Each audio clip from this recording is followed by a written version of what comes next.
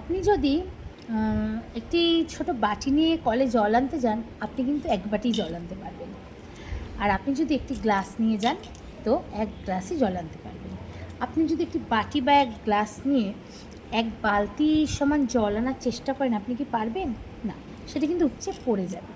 তাই আমাদের ক্ষেত্রে কিছু কিছু মানুষ আছে যারা ওই ঠিক এক বাটি বা এক গ্লাস যতটা জল ধরে সেই রকম ভালোবাসা পাওয়ার মতো, কিন্তু আমরা তাদেরকে এক বালতি বা এক মগ বা এক গামলা এরকম ভালোবাসা দিয়ে ফেলি। তাতে কি হয়, তারা সেই ভালোবাসাটাকে ধরে রাখতে পারে না, ওই জল উপচে পড়ার মতো ভালোবাসাটাও উপচে পড়ে যায়।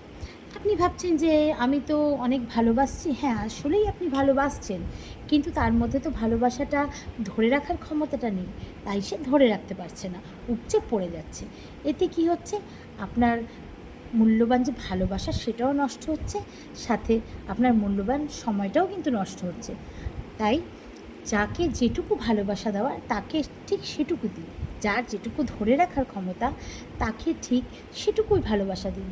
যার যতটা ধরে রাখার ক্ষমতা নেই তাকে শুধু শুধু বেশি ভালোবাসা দিয়ে আপনার ভালোবাসাটাও নষ্ট করার কোনো প্রয়োজন নেই, আর আপনার মূল্যবান সময়টিও নষ্ট করার কোনো প্রয়োজন নেই।